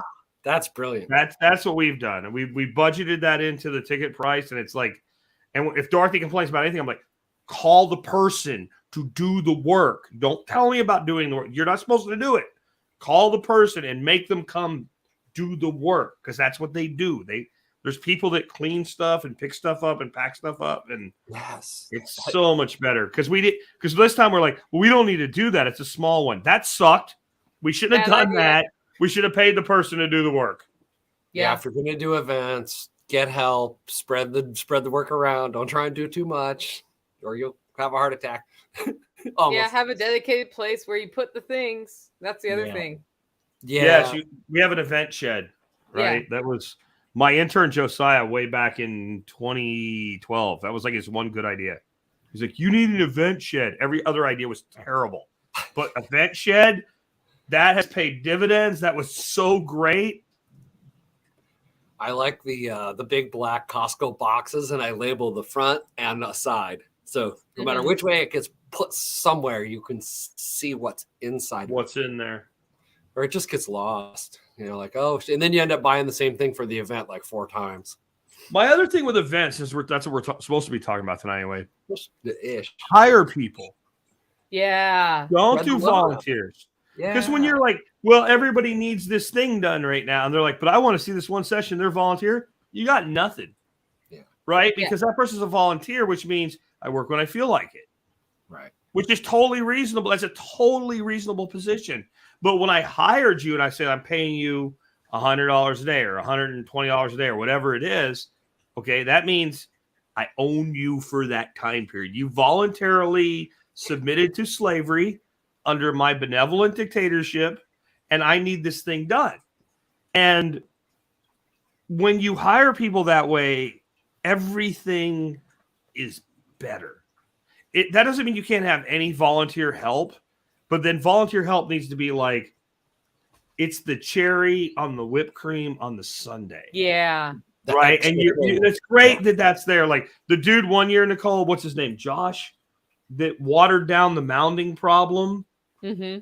in our porta potties Yeah. because we didn't order enough. We thought 5 porta potties was enough. Apparently, No, we were wrong. And Nicole comes to me and she was like, you can see, like, I don't really want to say this, but Jack, you have a mounding problem. I'm like, what? She was in the porta potties. I'm like, oh shit! And it was like we still had like Literally, another day and a half to go. Well, Yeah. And this dude, like, it was the guy that does Better Together Life, right? yeah. He's like, you got a hose? I'll go take care of it. I'm like, really? And like, my payment was when he went to get dinner that night. I'm like, whatever the fuck he wants, you give it to him. Like, well, I don't give a fuck if it's first, second, third, whatever he wants, you give it to him. And that's fine for like kind of that stuff. But like the stuff you're relying on, servers, cleaners, people take out Yep. the garbage, like whatever it is they do, Parking Nazi. Waste, Parking food and beverage. come up with a wage and you pay them. And then this is what I expect for the wage, like anybody else, because I did my first workshop with volunteer labor. Ouch. I did everyone after that with paid labor, including Yeah. people that think they're volunteers. And I'm like, no, you get paid. Because it just, like, I think that, like, if you're running a good workshop, people don't mind paying to come. They, some people can't afford to, so they don't come. But the people who can afford to pay, if you're delivering value, they pay. So then you take that and then you spreadsheet it, goes in Excel, and then here's my labor. And then you figure out what you can pay people. You pay them beyond what's fair. And then everybody's much happier. And I had to raise my prices this fall, and I'll probably raise my prices again next fall to like $600 because everything costs me more. My Yeah. pricing was established in 2012. I don't know if you've noticed, like, shit costs more now. Yeah, well, the inflation that's hitting now at the grocery store, which is your biggest cost, is food. Boom. It's real. That 20% increase on beef is not insignificant. Mm-mm. No, Yeah. It's flowing through. Yes. It's funny. Jack, I want to hear you sing that song just one time. So many people have asked that question. Walt's asking right now, does Jack sing That song. the UTG intro song? I don't know why anybody believes that. If you've been here and you've been to karaoke, you know what the answer is. No. No. You know what you missed, Nicole? What? We had one group of like 6 people sing karaoke consistently for over an hour. Yeah. Like, just keep going. Just keep going. It was me, JR, and like 5 other people. It was just like always up Which there. made everybody suck less. But I'm like, okay, I'm going to pick a song. And they're like, it's going to be another Chris Stapleton song. I'm like, all right, motherfuckers. I did the one by Midnight Oil from Yeah. the 80s. What's that? Oh, the bridges are burning. Beds are burning. Yeah. And then, like, everybody couldn't keep up and shit. Like, fuck, Jack, you're an asshole. I'm like, hey, you know what? I was happy with Chris Stapleton, but you wanted to run your mouth. You thought I had no musical depth. Although random So- karaoke could be fun, send that out live. Pick your song. It's been known to happen. Bzzz. Nicole has sung 99 Red Luft Balloons in I my have. shop. In German? Mhm. In German, yes. She can do that. She can Go do that. sauce. Go sauce. It's very helpful if I can actually see the words, but yes. You know, that's a good thing to throw in right here toward the end, if it is toward the end. Shit like karaoke is great. Yes. We do karaoke. We do giant Jenga. We Mhm. do darts. We do pool, even though my pool table's warped. That's a great thing. You get a cheap pool table that has like the OSB petting. Yeah. You keep it out in the garage. Eventually, the board will warp. And watching people try to level a table, that the problem is the actual. Just keep going around and making it higher. You can level, like you put the level on the bumpers, and you can level the table perfectly. It's still got to lean in and lean out. That's just the way it's going to be. Yeah. And it's fun to watch that when they're like trying to turn the things and wedge it with cardboard. And you're like, should we tell them? Nah, fuck them. Nah. They're having too much fun. Yeah, They're helpers, Jack. They're helpers. Okay, so sum it all up. If we're gonna do an Unloose the Goose Summit, we got to get our shit together on that. A Goose Summit. A Goose Summit. 23. Oh, I don't know. I hate to admit it because I don't like to wait that long, but it probably is at this point, isn't it? It's almost March. Yeah. But this is burning by. It's whoosh. And we're all committed to shit like already. Like yeah. Goose Fest 2023. 2023. Because that would give you time to Park, Colorado. Like, for real, right? If you wanted to go that big. And I would like to emulate. I vote twice. I would like to emulate to a degree Anarchapulco. So they have like a day that's like not necessarily following their path anyway, because they have like a day that's like everybody bitches. Like, I don't want to do that. But like they have a day that's like all like permaculture, regen ag shit. And they have a day that's like all crypto shit. Yes. Like something like that. Because then you can blow out and go hiking if you don't want to do that day. But the one thing I've always hated at these events is when you do tracks, you have competing presentations. Because I hate being the asshole that's speaking opposite somebody that I can pull so many people in and then they don't get. You know what I mean? Like, I hate being that guy. And I hate when somebody's better than me and I am the other guy. That sucks too. It does suck. Like when you're speaking opposite Joel Salatin, that sucks. Mm-hmm. And when you're speaking opposite somebody where you're the Joel Salatin, that sucks for them. And I don't like that. Now that I bitched about events till I did them, and now I don't ever bitch about anybody's event ever, and I never will. Right. Because once you're like trying to fit everybody into a schedule, you're like, there's not enough hours in the day. What am I doing? How do I put it? Like, you're like, you should have 15 minutes of buffer. And I'm like, how the fuck do I make 15 minutes of buffer? There's no. Yeah. You want to go till midnight? Because that's how we go to midnight. Yeah. Now, what we did with Permit Ethos, we did run tracks. Yeah. But we had every presenter present twice. The same thing. Smart. So if you chose B, you'd get another chance for A later. Very cool. That was harder on presenters, though. Like, if you're presenting a technical presentation, it's not hard. When you're doing something inspirational, right, and you're laying it out, and they're like, "Okay, do it again." You're like, "No, I can't." You know what I mean? Like maybe tomorrow. Yeah, no. But like when you really, anybody that's ever presented it and has ever done that, where you really hammer it and you give everything you've got. Okay, I just did that. So I gave everything I got. So now I got nothing. And I need a break, you know. Do it again. Oh, like when you forget to press record. Tomorrow. Yeah. Tomorrow. And it won't be the same, but it can still be good. It's never the same. That's the thing. It's not going to be the same. Like I was giving a presentation once and the videographer had not hit record. And they're like, go back and do that again. Like interrupted my presentation. And I was like, I started and I was like, no. The people who buy the video are just going to miss that part. And I went on because it was like, that's not going to ever happen that way again. No. It's not. No. I'm not reading a script here. Right. No, that happened to me when I was on Glenn Beck's show. Yeah. And they put the fucking microphone on upside down. And they're like, we're not hearing Jack. I'm like, what the fuck? And I'm like, well, you're fucking retards. Like you put the microphone. And the guy's like, I did not put the microphone on you upside down. I'm like, he goes, oh fuck.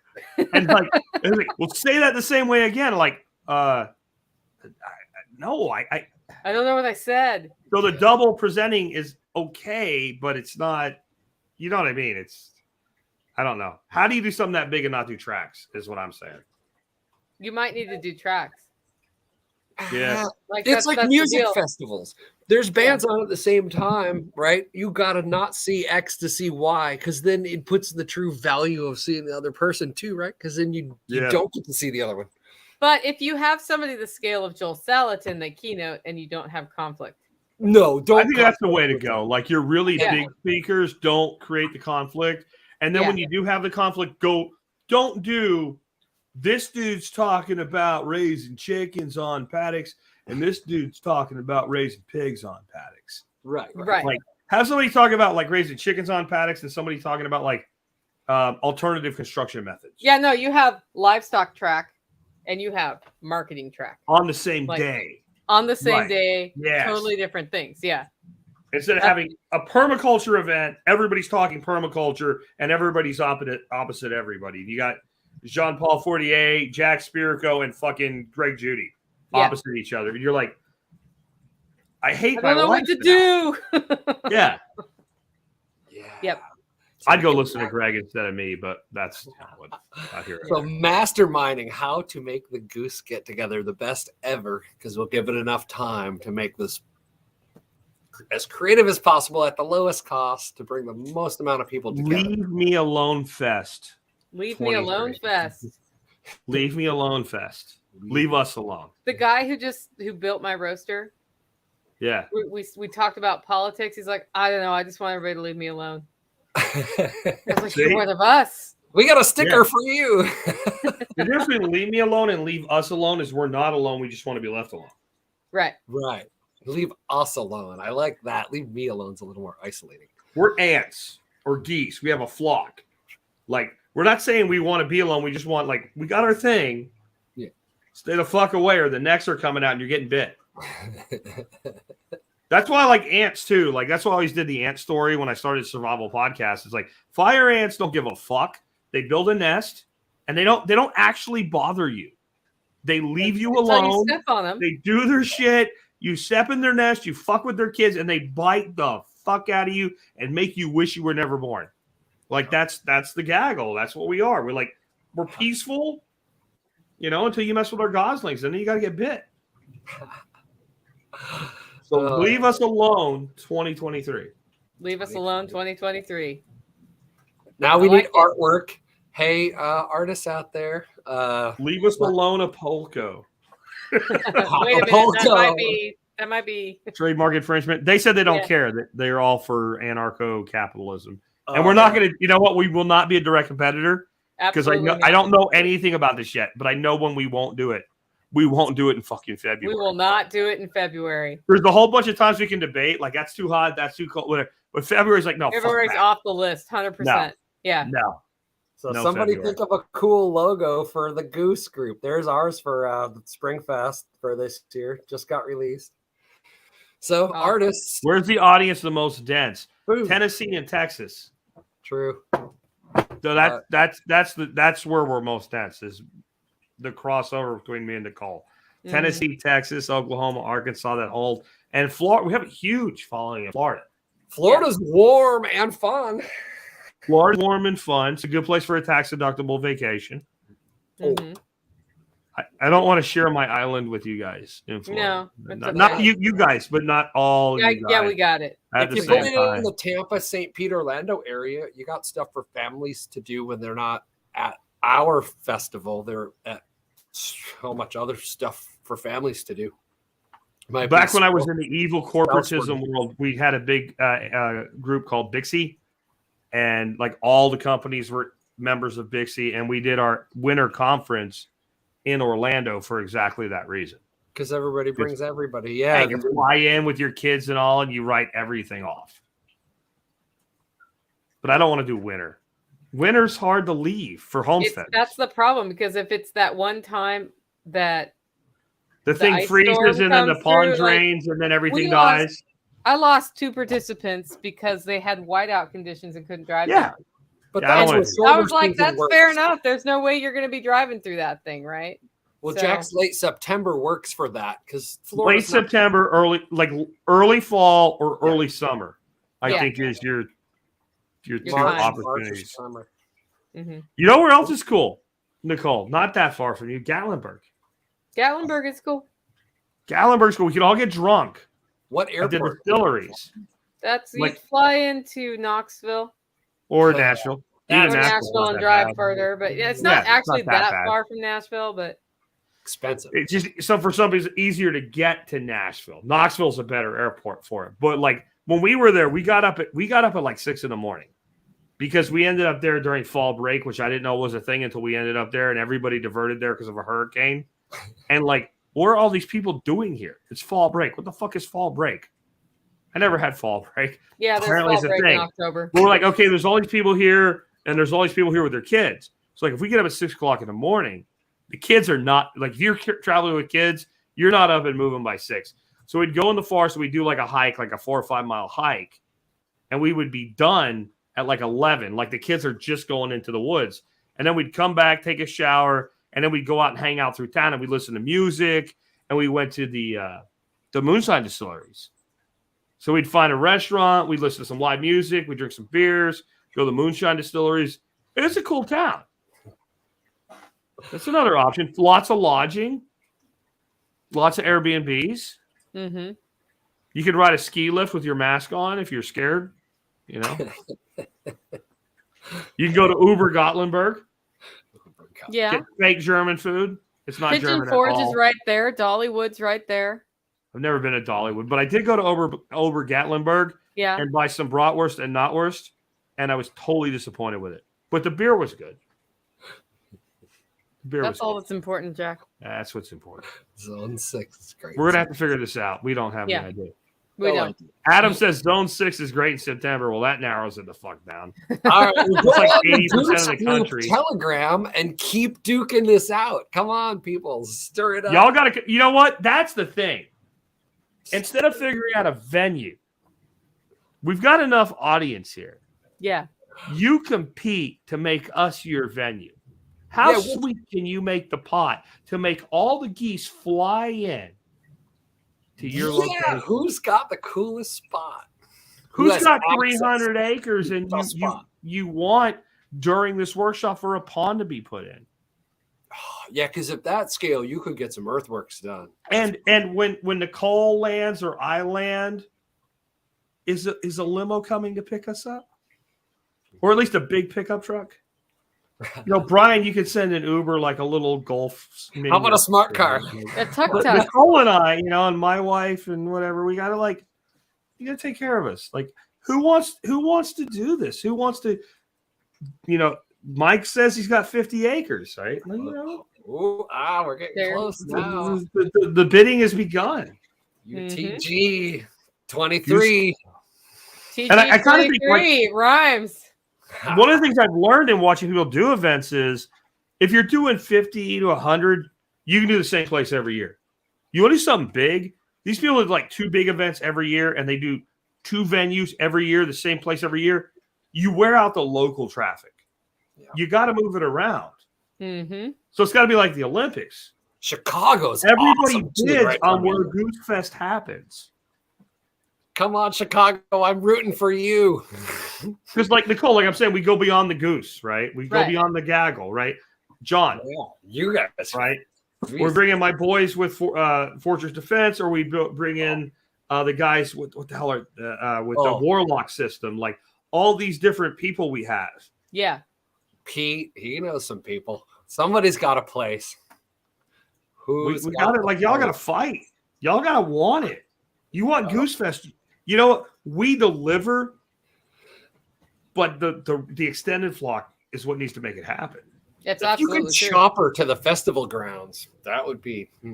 You might win with Festival that. grounds. Festival grounds. Who will have the sacred festival grounds this year? You know, like you got Beijing and Salt Lake fighting over who gets the Olympics. Mm-hmm. You got to get a little, A little more competition going. A yeah. little standoff.